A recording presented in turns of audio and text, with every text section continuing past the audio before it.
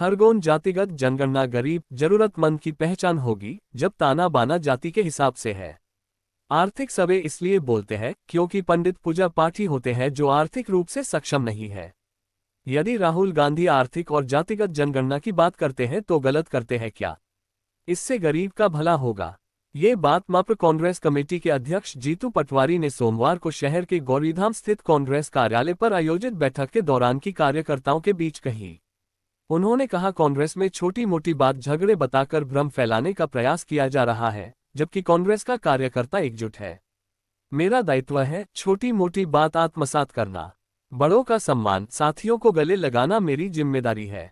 पटवारी Congress party द्वारा आगामी 27 जनवरी को महू में जय बापू, जय भीम, जय संविधान यात्रा की तैयारियों को लेकर मुख्यालय पहुंचे थे। पटवारी ने बताया, इस विराट आयोजन में कांग्रेस अध्यक्ष मल्लिकार्जुन खड़गे, राहुल गांधी, प्रियंका गांधी और देश प्रदेश के अनेक वरिष्ठ नेता महात्मा गांधी के अहिंसा और सत्याग्रह के सिद्धांतों और डॉ. अंबेडकर के समता और सामाजिक न्याय के विचारों को प्रस्तुत करेंगे। उन्होंने समूचे निमाड़ वासियों से 27 जनवरी को महू में आयोजित इस यात्रा में शामिल होने का आह्वान किया। पार्टी और करप्शन चोली दामन हो गया है। भारतीय जनता पार्टी और चोरी एक दूसरे के पर्याय हो गए। भारतीय जनता पार्टी और डकैती, ये समझ लो कि कोई दो शब्द नहीं है, एक शब्द है। अभी अगर ईमानदारी से सारे विभागों की जांच हो जाए तो एक भी मंत्री सड़क पर नहीं दिखेगा, सब जेल के सलाखों के पीछे दिखेंगे। साथियों, अभी मुझे कोई बता रहा था कि यहाँ का सीएमओ तो ऐसे काम करता है जैसे कोई बीजेपी का कार्यकर्ता है। यहाँ का जो टीआई है, यहाँ का जो एसपी है, उसका काम क्या है पता है आप लोगों को? अगर कोई जुआ सट्टा क्षेत्र में चल रहा है तो उसको डिस्टर्ब मत करना, चलने देना, अन्यथा पुलिस रोकने वाले पे कार्रवाई कर देगी। ऐसी हालात है। अद्भुत अकल्पनीय करप्शन। थाना सिर्फ रिश्वत का दूसरा नाम। थाने पे जो पैसे लिए जाते हैं उसकी डायरी बनती है, उससे इकट्ठे किए जाते हैं, मंत्री तक पहुंचाए जाते हैं। अरे सौरभ शर्मा का केस क्या है? मोहन यादव जी ने एक दिन कहा कि अब सारे टोल आसपास के प्रदेश के जो दूसरे राज्यों में जाते हैं बंद, मतलब वेद बंद और अवैध अभी पिटोल पे चले जाओ। अगर रोज पैसे नहीं लिए जाते हो, पत्रकारों को मैं आग्रह करता हूं, आप लोग जाओ स्टिंग करो। अगर आपको आज ही नहीं पकड़ लो इनकी चोरी तो फिर मेरे को झूठ कहना, उनको सच कहना। आज ही अभी चल रहा है, मैं देख के आया। गाड़ी खड़ी में एक गाड़ी में, क्यों इसको क्यों रोका? क्या कहना चाहेंगे? उसको लेकर वीडियो वायरल हो रहा है। ऐसा है कि भारतीय जनता पार्टी का अपना एक एजेंडा है और जनसंपर्क विभाग रोज जारी करता है। जो मीडिया हाउस को मसाला जनसंपर्क विभाग देता है, फिर वो रिपोर्टरों को मीडिया हाउस देते हैं कि ये पूछना है। बात ये है कि पार्टी के संगठन की जो तरीके होते हैं उसमें से एक तरीका है एकजुटता, एक साथ होने। तो स्वाभाविक है संगठन के अंदर उसकी बात होती है। सवाल ये नहीं है कि कांग्रेस को तो विपक्ष की भूमिका मिली। हमारा दायित्व है हम जनता की बात उठाएं।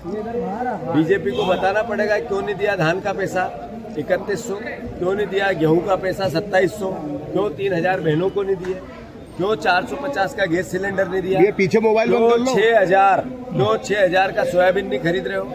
मोहन यादव जी को ये बताना चाहिए ना कि आपने 2 हफ्ते पहले जनता दरबार लगाया, जनता आ गई, फरियादी आ गए, राजा वहीं घूमते रहे भोपाल में, आप क्यों नहीं गए? फिर दूसरा जनता दरबार आया तो सिलेक्टेड लोगों को ही बुलाएंगे, जिन्होंने आवेदन किया सीएल हेल्पलाइन में, वही सीएम के पास आ सकते हैं। ये एक अच्छे जनप्रतिनिधि और मुख्यमंत्री का काम है। अरे आपने जनता को इतनी यातनाएं दी, क्यों भीड़ लगना चाहती है? आप जहाँ लोगों से मिलना चाहते हो, आप लोगों से मिलना नहीं चाहते हो? ये सवाल आज प्रदेश में है या नहीं है? आप बाबा साहब अम्बेडकर का अपमान करते हो, आप संविधान का अपमान करते हो, आप आरक्षण को चुनौती देते हो। इस देश का जो मूल मर्म है प्रेम प्यार मोहब्बत का, उसको आप चुनौती देते हो। 1 साल हुआ प्रदेश में 5 लाख करोड़ के कर्ज में मोहन यादव ले गए प्रदेश को। आखिर किस तरह का प्रदेश बन रहा है? जिनने सवाल पूछा उन पर भी 70,000 का कर्जा है। आपके पोते बेटे पे भी है, आपके पिता पे भी है, मेरे पिता पे है। एक भी नागरिक मध्य प्रदेश का नहीं बचा जो 60-70 हजार के कर्ज में नहीं है? क्या हालात कर दिया आपने प्रदेश में, जिस तरह की भयावहता है करप्शन की। अरे ये पास में पिटोल टोल है, यहाँ पे लीगल टोल बंद, और अलग से अब सरकार को एक पैसा नहीं जाएगा पर उगाही चालू है। आप लोगों ने लिस्टिंग किया, आप लोग ही यहीं के पिटोल के आसपास के पत्रकार हैं। अभी कहते हैं अवैध शराबों के धार्मिक क्षेत्र से महेश्वर से बंद होगी, मतलब अवैध शराब बेचते रहेंगे। ये नर्मदा की पट्टी है, नर्मदा की पट्टी पे अब शराब नहीं बिकेगी। शिवराज जी ने कहा था, ये मोहन यादव जी ने भी मुख्यमंत्री बनते से कहा। क्या आप इसको, जितने पत्रकार हैं, मैं आप सबसे आग्रह करता हूँ, क्या ईमानदारी से बताओ कि नर्मदा का कोई सा गांव ऐसा बचा पट्टी का जहाँ अवैध शराब नहीं बिकती हो? आखिर किस, एक मिनट सर, आपने सवाल किया तो उत्तर देने दो। एक भी ऐसा काम जो मोहन यादव जी का याद रह जाए कि एक साल में उन्होंने किया, भी महेश्वर में कैबिनेट करना चाहते हैं, पूछना उनसे। मेरे सवाल है कि नर्मदा पट्टी पे शराब बिक्री दोषी कौन? पिटोल पे टोल उगरा दोषी कौन? अवैध शराब आप नहीं बेचने दोगे और अवैध बिकेगी, दोषी कौन?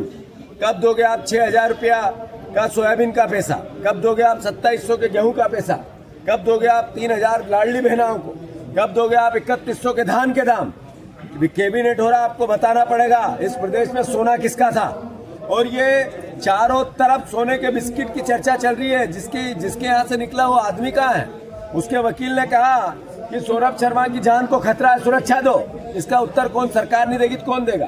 अरे आपको ये बताना पड़ेगा कि ईडी ने छापा मारा, लोकायुक्त ने छापा मारा, इनकम टैक्स ने 300 करोड़ का जखीरा निकला। हुआ क्या? केवल गुमराह करना, झूठ बोलना। अभी 3 दिन पहले बाबा साहब अंबेडकर को लेके बयान दे रहे थे। हम जब सवाल उठाया, मैंने कहा कि हम उन लोगों में हैं जो बाबा साहब अंबेडकर को भगवान मानते हैं, हम उनके साथ हैं। क्या आप बाबा साहब अंबेडकर को भगवान मानते हो? उस दिन से मुंह सिल गए इनके, एक शब्द भी नहीं बोले। आज नई बात लेके आए हैं। अरे हमारी पार्टी के संगठन को अच्छे से चलाने के लिए हमें अगर ग्रुपिज्म का समाप्त करना पड़ेगा तो करेंगे, और दिलेरी से करेंगे, एकजुटता से करेंगे, और बार बार बात करेंगे। और बीजेपी की जो चूल्हे हैं वो हिला के रहेंगे।